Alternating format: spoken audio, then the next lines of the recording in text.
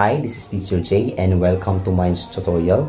So our lesson today is system of linear equations or solving linear equations into variables. Alright, so we have here the first example. We have 2x minus 5y is equal to 22 and x plus 5y is equal to negative 4. So actually in solving system of linear equations, there are two ways. The first one is substitution and the other one is elimination. Okay, so let's do the substitution first. All right, so the first is substitution.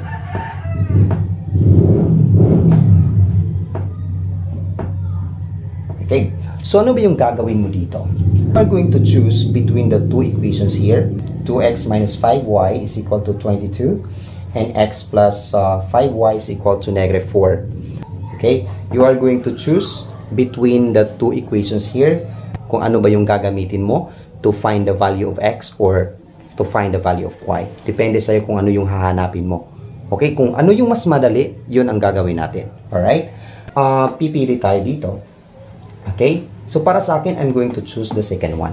Bakit? Kasi yung x dyan is wala na siyang coefficient. So, di na kailangan natin pagdaanan pa yung ibang process. So, madali na lang siya. Okay? So, we have to change or kailangan natin hanapin yung value ng x dito. Alright? So, ang gagawin natin, ililipat lang natin yung 5y to the other side. So, yung matitira na lang dito is x is equal to that 5y or positive 5y magiging negative 5y yan. Then, copy negative 4. Ito na yung value ng x natin. Okay? Yan. So, ngayon, ang next step na gagawin natin is, since yung second equation yung ginamit natin, we have to use the first one now. So that is 2x minus 5y is equal to 22. Ano yung gagawin natin dito? Remember, meron na tayong value ng x dito. Okay? So ang gagawin natin, instead of writing x there, papalitan natin ng value of it, which is negative 5y minus 4. So that is 2 times negative 5y minus 4 minus 5y is equal to 22. Alright? Use the distributive property. So 2 times negative 5y, that is negative 10y. Then 2 times negative 4, that is negative 8. Minus 5y is equal to 22. Alright? So, negative 10y and negative 5y are two the same terms. Negative 8 and 22 are two the same terms also. Okay? So, ang gagawin natin dito, ililipat natin yung negative 8 to the other side. Alright? And, ang matitira dito is negative 10y minus 5y is equal to 22. Negative 8 becomes positive 8. So, negative 10y minus 5y, that is negative 15y, is equal to 22 plus 8, that is 30. Alright? And we have to divide it by negative 15 and negative 15. Negative 15y divided by negative 15, that is y. Alright? So, 30 divided by negative 15, that is negative 2. Bakit negative 2 yan? Because yung 15 natin dito has a negative sign while yung 30 is positive. Right? So, yung y natin is negative 2. We are not yet done. Kasi we have to find also the value of x. Depende sa'yo kung ano yung gagamitin mo. 2x minus 5y is equal to 22 or x plus 5y is equal to negative 4. Okay, let's say gagamitin natin yung 2x minus 5y is equal to 22. Remember, yung value ng y natin is negative 2. So, papalitan natin to ng negative 2. Okay? So, that's 2x minus 5 times negative 2 is equal to 22. Alright? And then, 2x, negative 5 times negative 2, that is positive 10, is equal to 22. Transpose that 10 to the other side. So, 2x is equal to 22 since inilipat mo yung 10 to the other side, magbabago yung sign, becomes negative 10. So that is 2x is equal to 22 minus 10, that is 12, divided by 2, divided by 2, x is equal to, kasi mawawala na yan. So x is equal to 6. Okay? So the solution of this system of linear equations is 6, negative 2. Ito yung point of intersection ng dalawang equation. Okay? So that is 6, negative 2. Now let us check if it is true. Ano yung gagawin natin? So, we have to check by substituting the variables there by its value. Remember, ito yung x at ito yung y. Okay? So, unahin natin yung 2x minus 5y is equal to 22. So, 2, papalitan natin ng value ng x, which is 6. Minus 5, papalitan natin ng value, which is negative 2, is equal to 22. Alright? So, 2 times 6, that is 12. And negative 5 times negative 2, that is positive 10. That is equal to 22. 12 plus 10, that is 22, is equal to 22, which is true. Okay, since 22 is equal to 22, that means 6, negative 2 is the solution of the system of linear equations in our first example. Now, iti-check din natin yung second. Right? So, we have here, instead of writing x, papalitan mo yan ng 6 plus 5 times y, which is negative 2, then is equal to negative 4. So, 6 multiply positive 5 times negative 2, that is negative 10, is equal to negative 4. 6 minus 10, that is negative 4, is equal to negative 4. Alright. So, the solution is 6, negative 2. Alright? And that is substitution. Alright? Now, let's proceed to elimination. Okay?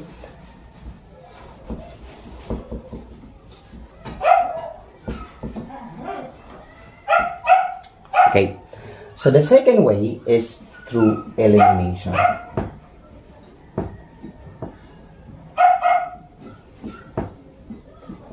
Ano ba yung elimination? From the word eliminate, we are going to eliminate some terms here in our given equations. Right? So, dito, we have 2x minus 5y is equal to 22. And the other one is x plus 5y is equal to negative 4. Alright? You can choose which term yung i-eliminate mo. Ito ba yung term na may x na variable or ito ba yung terms na may y na variable? It's up to you. Okay? So, in elimination, kailangan yung sum. Okay? Kailangan na yung sum ng dalawang terms na yan is equal to 0. Alright? So, kung titingnan natin dito, we have here 2x and x. If we're gonna add that, 2x and x, that is 3x. Right? So, hindi pwede. Okay? Next is negative 5y and positive 5y. If we gonna add negative 5 and positive 5, that is equal to 0. So, ibig sabihin, we can eliminate that terms there. Alright? So, that is, ang gagawin natin, i-add natin. 2x plus x, that is 3x. Negative 5y plus positive 5y, that is 0. So, no need for you to write 0 there. And 22 plus negative 4, that is positive 18. Alright? So, yung gagawin mo lang is i-divide mo by 3, both sides, 3. I-cancel yan. So, x is equal to 18 divided by 3, that is 6. This is our x. That is how you are going to solve linear equations in two variables using elimination. Okay? Hindi pa tayo tapos because we only have here the value of x. Kailangan pa nating hanapin yung value ng y. Now, tulad din ng substitution, you can choose between the two equations. Right? Sabihin natin itong pangalawa. So that is x plus 5y is equal to negative 4. Ang gagawin mo lang is you have to substitute the value of x by 6. So that is 6 plus 5y is equal to negative 4. So 6 and negative 4 are two the same terms. So itatranspose natin yan. So what remains here is 5y is equal to negative 4 minus 6. Alright, so 5y is equal to negative 4 minus 6, that is negative 10. We have to divide it by 5. We have to divide it by 5. So that is 1y or y is equal to negative 10 divided by 5, that is negative 2. Alright? So the solution here is 6, negative 2. Which is the same in our first method na ginamit, which is the substitution. That is 6, negative 2. Alright? So, no need for us to check because na-check na natin yan in our first method na ginamit, which is substitution. Alright? That is how you solve linear equations in two variables using elimination. Right? Now, let's proceed to our next example here. Our next example here is x minus 3y is equal to negative 12 and 4x plus 6y is equal to negative 12. Uunahin natin yung substitution. Okay? Substitution. Again, you have to choose between the two equations. Ano yung mas madali hanapan ng value, yung variable natin? It's either x or y. Okay? Kung titingnan natin dito, mas madali yung first. Because yung first term dito, which is x, is wala siyang coefficient. So, ibig sabihin, no need for us to undergo more process. Just simply transpose the other terms to the other side and that's it. Right? Kasi, actually, you can choose the next one, but you still have to do like dividing the terms by their coefficient. Diba? It will take time. Pero, kung gagamitin natin yung first, madali siya. Right? Kasi ang gagawin mo dito, itatranspose mo lang yung other term to the other side. So, yung matitira na lang dito is x is equal to yung negative 3y magiging positive 3y minus, since that's negative 12, so magiging minus 12 yan. Right? So, yung value ng x natin dito is 3y minus 12. Alright? So, now, let us use the second. So, 4x plus 6y is equal to negative 12. Yung value ng x natin dito is 3y minus 12. Papalitan natin yung x ng value. So, 4 times 3y minus 12 plus 6y is equal to negative 12. Alright?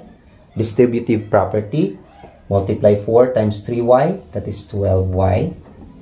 4 times negative 12, that is negative 48. Plus 6y is equal to negative 12. Alright? So, 12y and 6y are two the same terms. And negative 48 and negative 12 are two the same terms also. We have to move this to the other side. So, yung matitira na lang dito is 12y plus 6y is equal to negative 12. Negative 48 magiging positive 48 yan. Alright? So, 12y plus 6y, that is 18y, is equal to negative 12 plus 48, that is positive 36. Alright?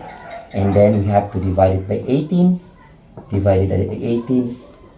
So, y is equal to 36 divided by 18. That is 2. Alright? So, yung y natin dito is 2. Ngayon, we are not yet done because we have to find also the value of x. Alright? So, i-delete muna natin to. Alright? So, pili ka lang kung ano yung gagamitin mo, the first one or the second one. Let's say this the first one. We have here x minus 3y is equal to negative 12. Your value of y here is equal to 2. Papalitan mo lang yung y ng 2. So, x minus 3 times 2 is equal to negative 12. X and negative 3 times 2, that is negative 6, is equal to negative 12. Itatranspose mo to on the other side. Yung matitira na lang dito is x is equal to negative 12 plus 6. So, magiging positive 6 yan. And then, x is equal to negative 12 plus 6. That is negative 6. Now, this is the value of x. So, yung solution natin is negative 6, comma, 2. So, yung x natin is negative 6. Yung y is 2. Now, let us check if our solution here is correct. So, gagamitin natin yung una. It's x minus 3y is equal to negative 12. So, papalitan natin yung x ng negative 6 minus 3 times 2 equals negative 12. So, that is negative 6. Negative 3 times 2, that is negative 6, is equal to negative 12. Negative 6 minus 6, that is negative 12, is equal to negative 12. That is true. So, let us check the next one, which is for x plus 6y is equal to negative 12. So, 4, papalitan natin ng negative 6 yung x. Then, plus 6, papalitan natin ng 2 yung y, is equal to negative 12. Right? So, 4 times negative 6, that is negative 24. 6 times 2, that is 12, is equal to negative 12. Negative 24 plus 12, that is negative 12, is equal to negative 12. Alright. So, negative 6 and comma 2 is the true solution of our system of equations here. And that is how you do in terms of substitution. Now, let's proceed to elimination. Alright. Titingnan natin if still negative 6 and 2 yung solution natin. Alright?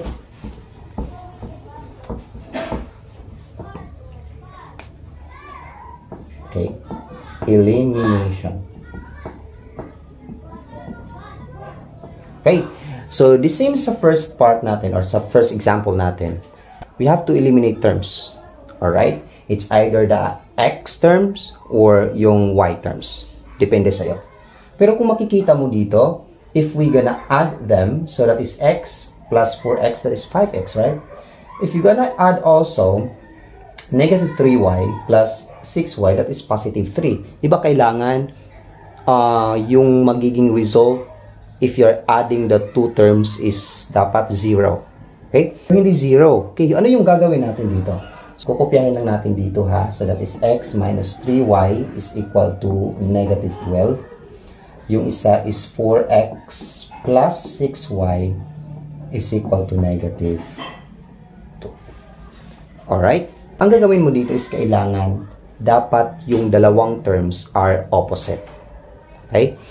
So, for example, for the x terms, so, if yung isa is negative 3x, dapat yung isa is pagiging positive 3x. If yung isa is positive 5y, then dapat yung isa is negative 5y. Ganon yan. So that we can eliminate the terms. Pero dito hindi siya pwede. So ano yung gagawin natin dito? We have to make one of the equation here. Dapat yung terms gagawin nating opposite. Okay? Pwede natin maa-apply sa x or pwede din natin maa-apply sa y terms. Okay? So let's say ano lang, yung x, okay? We have to eliminate the x terms here. So paano 'yan?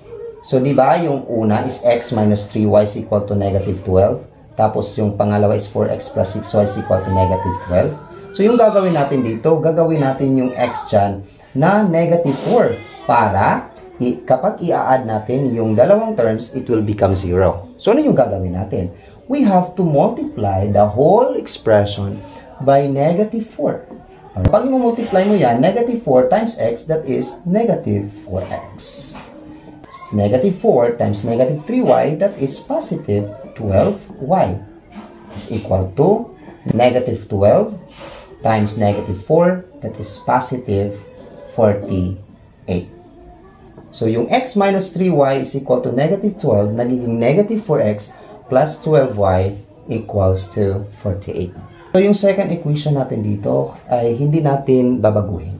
Just write 4x plus 6y is equal to negative 12. and i-add natin. Okay? So, i-add natin lahat ng terms dyan. So, negative 4x plus 4x, that is 0. No need for us to write. Okay? Nakakancel na natin yan.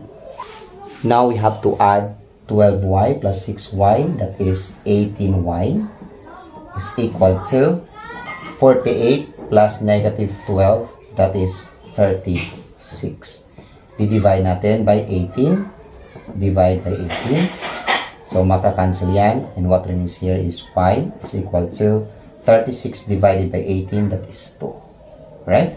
Yung value ng y natin, which is 2. Correct. So, the same yung sagot natin sa previous na method na ginamit natin, which is substitution. Now, let us find the value of x. Let's say, gagamitin natin yung pangalawa, which is 4x plus 6y is equal to negative 12. So, we have here the value of y. Papalitan lang natin. So, kukopyahin mo yung 4x plus 6 times 2. That is equal to negative 12. So, that is 4x plus 2 times 6, that is 12, is equal to negative 12. Then is 4x is equal to, transpose natin yung 12 to the other side, that becomes negative 12 minus 12. So that is 4x, negative 12 minus 12, that is negative 24. I-divide natin yan by 4, divided by 4.